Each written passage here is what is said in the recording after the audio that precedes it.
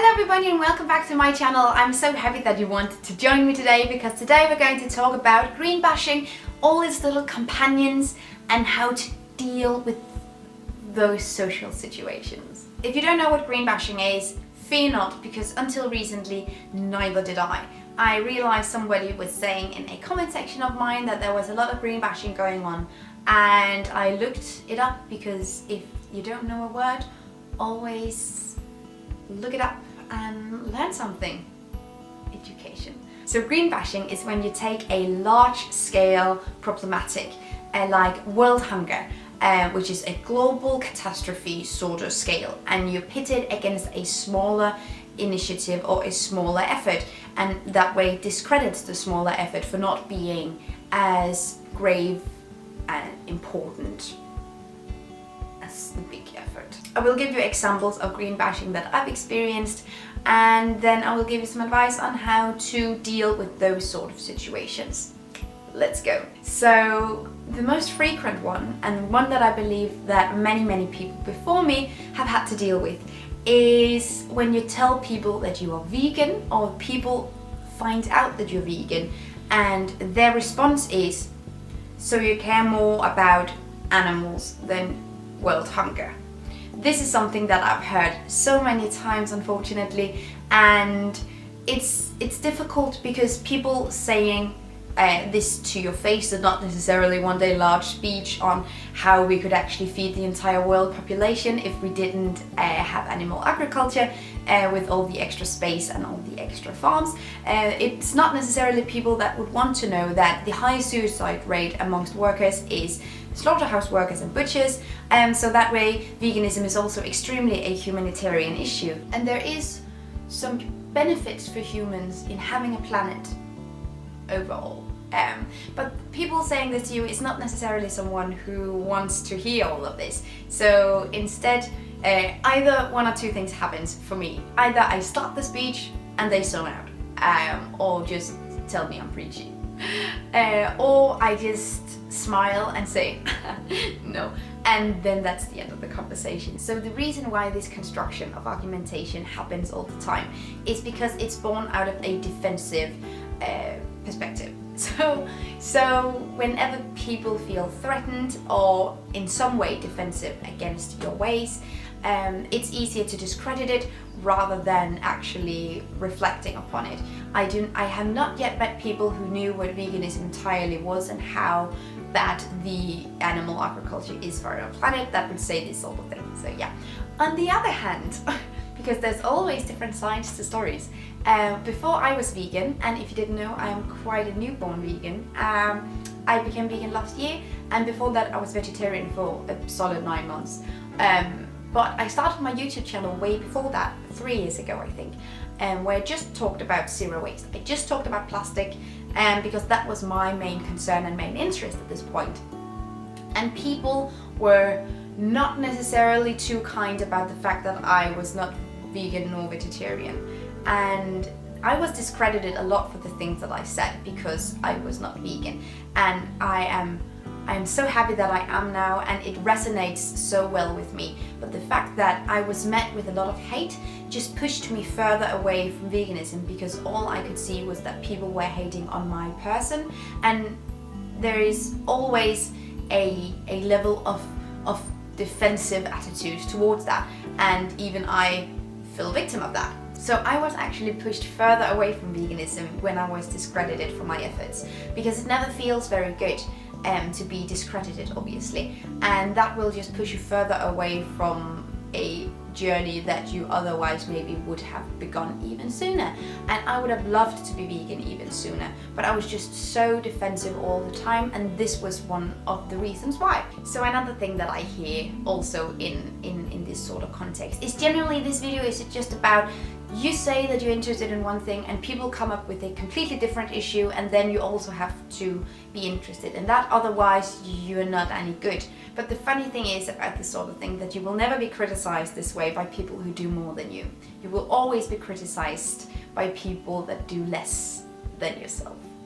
And that's really important to remember, because otherwise this can get really, really devastating in the long run, because this happens all the time. Whenever I say I do not support fast fashion, people immediately go to my iPhone. Well, you have an iPhone. And it's secondhand, and I mean, I need a cell phone of sorts, and I only buy secondhand. And yeah.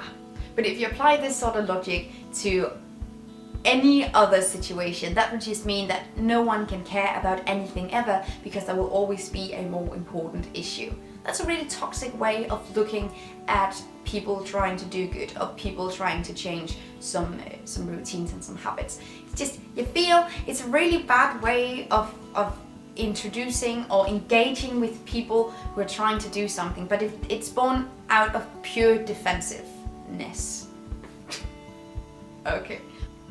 It is though. But another thing that I have experienced to be a large topic in this sense is influencers, sustainable influencers flying. And obviously I think we could all agree we should just fly less, because that is the way to go. But I do also think that discrediting a person and their entire effort because they are on an airplane is insane, to be honest. A little bit. Because, and hear me out on this, because let's just keep in mind, I just said that airplanes are bad. So we agree on the fact that airplanes are bad. But what I want to do is get as many people involved in sustainability as possible. I want as many people to change as many habits as they can. That is my mission, that is my goal, that is what I want to do with my life. And I cannot do that if every time someone is changing one thing, they are being shamed for not changing another thing as well. That is not how it works. It's 2 steps forwards and 3 steps backwards. It does not work that way. People will get discredited and discouraged, demotivated, and they will stop. So that is not the way to go. I recently talked with someone who said that they didn't want to look into vegetarianism and veganism because they were afraid that once they did that, people would be defensive about all sorts of other things, and then they would just rather not do anything. And that broke my heart a little bit, because obviously that is something that people are allowed to think, and people are allowed to be, I mean, in charge of their own lives. But if one person thinks this, there's a very big chance that other people think it as well. And that does not work so well with my business model. So I want to get as many people involved in sustainability as possible, and the way to do that the most efficiently is by taking all the things we do every single day.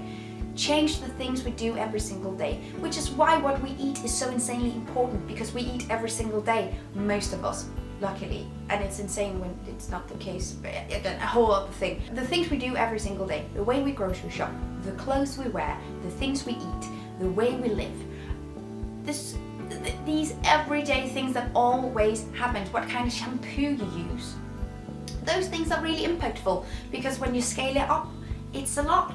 And this is just my humble opinion, it's a little bit more important than if you fly once a year or not. It is more important what you do every single day, and changing those habits to something that is more sustainable and that is healthy. But what happens when you talk about sustainability and you talk about how you apply sustainable aspects into your everyday life is that you get a target on your back. And in my humble opinion, that is just amplified when you're also an influencer. People look at you and they expect the best from you. They expect perfection. Another thing that I have recently experienced is because I started working with Bless You, which is a Danish-based plastic-free web shop that sells everyday household items but plastic-free. I love the shit out of Bless You. It's just the best. And not only because it's my workspace now, but also because I just generally feel so in alignment with them, with their values, and that feels so insane. I've never experienced that before with a workspace, so that was just a little thing there.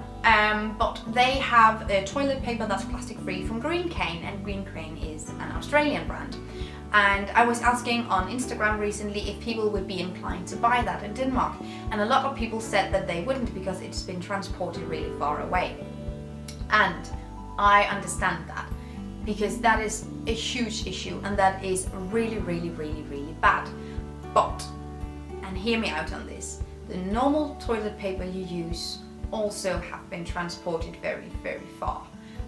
Maybe the paper itself was manufactured close to you, but then the packaging, so the transportation is very hard to avoid, no matter what kind of brand that you use, and that goes for every sort of product. So why not just pick the sustainable one, because then at least there will be something that's better with it. But we expect things from sustainable products and from vegan products. We hold these products to a much higher standard than we do with any other thing whatsoever, and I think it's a bit unfair.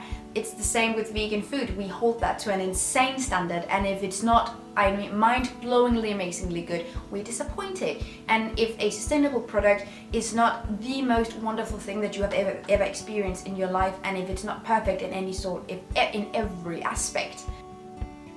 So I hope that this calmed the minds of some people. Firstly, maybe of someone who previously would have nitpicked, or previously would have called out someone with this big issue against small issue construction, or maybe it calms the minds of someone who is fearing this exact exchange, and by knowing that it happens a lot to other people and maybe now has some tools to sort of avoid it or talk their way out of it. I hope someone could use this for something. So that is my video, and thank you guys for watching. Thank you so much for watching this video, and also a special thank you to my Patreon supporters. You guys help me create green zero waste content, and I love you guys. You can find the links to my social media accounts down below and the link to my Patreon on this screen. Bye!